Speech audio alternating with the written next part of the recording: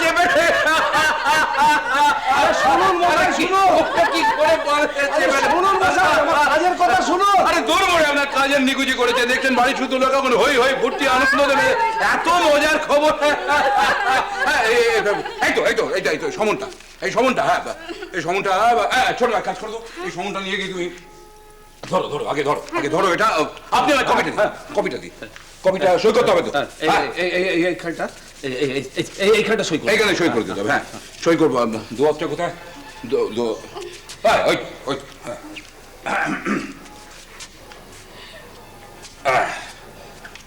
দাঁড়ান দাঁড়ান দাঁড়ান, মাহমুদ কালিম সাহেব সইটা করে দিই আপনাকে আগে।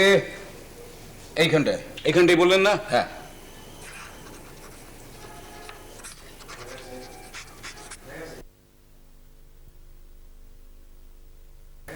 বাস।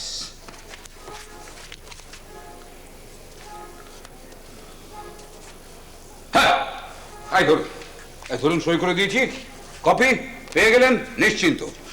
ও হ্যাঁ ছোট, ভালো কথা, এই যে এই যে এই যে দলিলের কপিটা তোমায় দিলাম। দলিল কি? সমন, সমন, সমন এনেছেন কালিম সাহেব। তুমি এটাকে নিয়ে গিয়ে রান্না করে রেখে দাও। রান্না হ্যাঁ রান্না করে? আগে হ্যাঁ হ্যাঁ রান্না করে, মানে রোজ সকালবেলা উঠে উনুন জ্বালবার জন্য কাগজ নেই বলে ঠাকুর চাকর মানে তুলকালাম মাথায় গোটা বাড়িতে।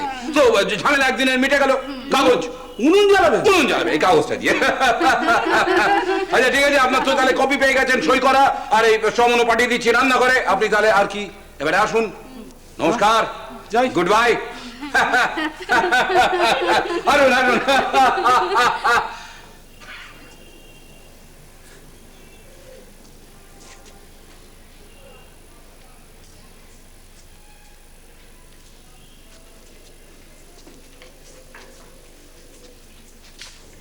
এটা কি হলো বড় বাবু? বলছি, বুঝিয়ে বলছি।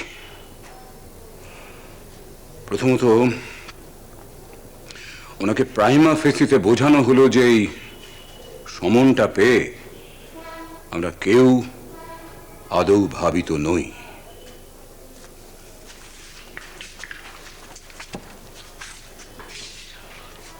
আসলে কিন্তু সত্যি ভাবিত। এখন কি হবে মথুর?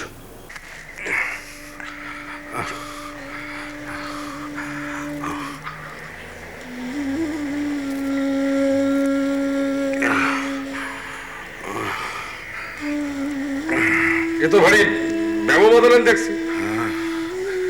কি করি বলো, কপালের ভোগ।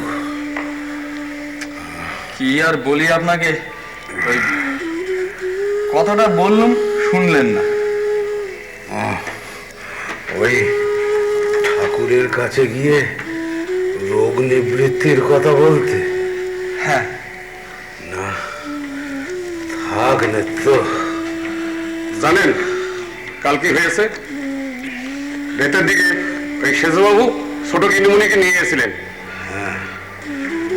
শুনেছি। কেন নিয়ে গেছিলেন জানেন? জানি। তো তিনি যদি ভগবানের অনুগ্রহ পেতে পারেন তো আপনি পাবেন না কেন? আরে বাবা, ভগবান তো সবার। কথাটা তুমি ঠিকই বলেছ নবীন। তবে কি জানো, আমি ঠাকুরের সামনে গিয়ে আমার রোগের কথা কিছুতেই বলতে পারবো না। তাছাড়া তিনিও তো সমানেই ভুগছেন।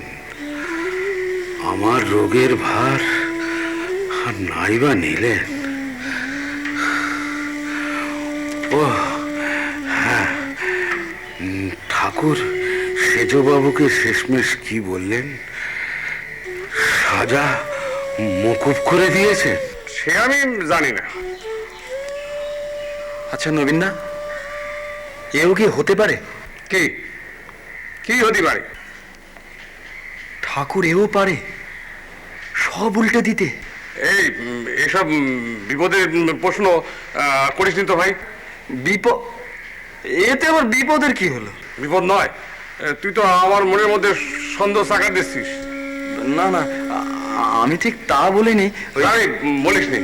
কিন্তু কথা খেলিমেলি করতে গে ঠাকুরের দুটো হাত দুটো পা মানুষের শরীর এসব দেখি তো তোর মনে হচ্ছে নাকি?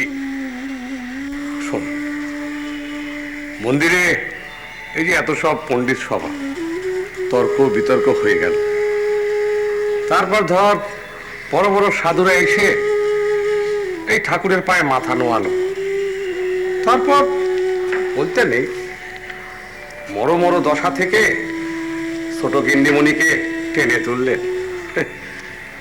এই সবই তো এই মানুষটা। হ্যাঁ, তা ঠিক। একটা অলৌকিক ক্ষমতা তো আছে, মানতেই হবে। কেন? কিসে? আরে বাবা, বিশ্বাস কর, বিশ্বাস কর, ঠাকুরের পায়ে মাথা নুইয়ে রাখ। সবই তার লীলা গো।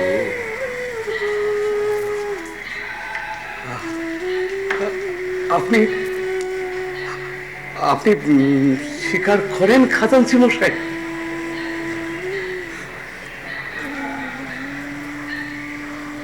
লীলাম লীলাম লীলাম। বড়বাবু, এই তো বাবা এনেছিস? বাবা বাবা, দিব্যি বড় হাঁড়িটা এনেছিস, রস এবারে গড়িয়ে পড়ছে। হ্যাঁ বাবা, ভেতরে বেশ ভর্তি করে এনেছিস তো? এনেছি। সিপাই কর্তা খাবেন বলে কথা। হ্যাঁ হ্যাঁ হ্যাঁ, আয় আয় আয়, নিয়া নিয়া নিয়া নিয়া, আয় এদিকে আয়। এই যে মধু এনেছি। ভালো করে একটু দেখে দেখে দিন বড়বাবু, যে সেজন্য নয়, মানে মামুদ সাহেব বলে কথা। হ্যাঁ সে তো বটেই, রাখ রাখ রাখ, এখানে রাখ।